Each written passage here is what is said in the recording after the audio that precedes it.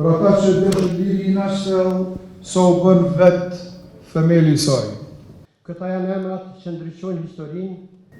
Kemi mbledhur sonte në nderim të dëshmuarve dhe martirëve të komunës sonë, Prishtinës, për ata që i ranë kësaj koke më të shtrenjtën që kishte njeriu, për ata pra që për këtë vend dhanë jetën dhe hyrën në patekësi, për ata që dëshën liri i nashtel, sa u bën vetë themeli i saj.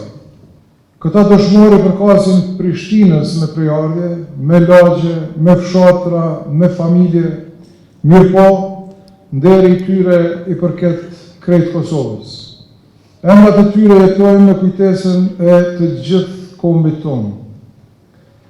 Nga Mareci Makovci, nga gjithë Gollaku, nga qyteti e nga fshati, nga secili skaj i kësaj komune, dolën burra e gra që hyrë në histori dhe ja dhanë Kosovës kahjen e të ardhmes. Në lanë detyrë, në lanë drejtim, në lanë standardin me cilin të masim nderin tonë.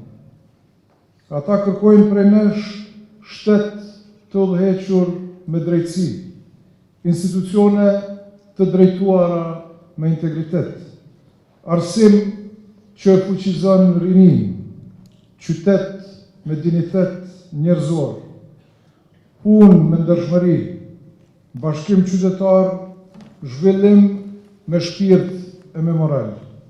Kjo prani nuk shihet por ndihet, nga ne se nga e kaluara dhe ardhmja, andaj jemi këtu me kujtim dhe nderim të atyre që u flijuan për ne. Njerëzit në këtë botë mund të jetojnë mbas edhe pak, por lënë shumë, sepse historia nuk shkruhet vetëm për ata që jetojnë gjatë, por për ata që jetojnë në zemrat e një kombi përgjithmonë. Këta janë emrat që ndryqojnë historinë, që ndrojnë me dignitet të rrallë, si amanet i pavdekshëm dhe si dritë që do të na udhëheqë dhe tregoj kush jemi dhe për çka jemi këtu. Prandaj, lufta e lavdishme qytetare nuk ishte vetëm përballje armësh, por ishte përballje karakteresh, ku aty në mes të tymit dhe shpresës, vesës, nuk dallohen vetëm ata që mbajnë armë, por ata që mbajnë peshën e idealit.